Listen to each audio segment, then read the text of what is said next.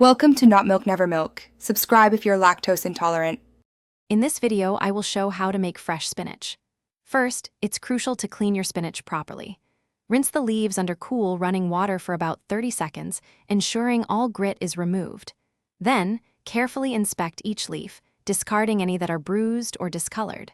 Finally, dry the spinach thoroughly using a salad spinner or by gently patting it with paper towels.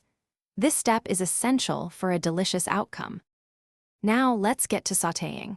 Heat a large skillet or pan over medium heat, adding about 1 tablespoon of olive oil or butter. Once shimmering, add 2 cloves of finely minced garlic, cooking for just about 30 seconds until fragrant. Be careful not to burn it. If you have a lot of spinach, add it in batches. It will wilt down significantly, making room for more. As the spinach hits the hot pan, it will begin to wilt quickly. Stir it gently and continuously for about 2 to 4 minutes, until all the leaves are tender and bright green. Now is the time to season. Add about 1/4 teaspoon of salt and 1/8 teaspoon of freshly ground black pepper. For an extra burst of flavor, a small squeeze of fresh lemon juice at the end works wonders. Your perfectly cooked fresh spinach is now ready to enjoy.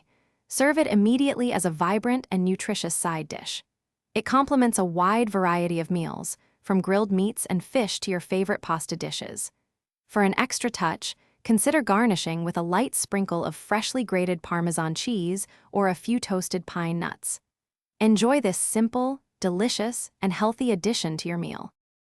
Thanks for watching. If this was helpful, leave a like and consider subscribing. See you next time.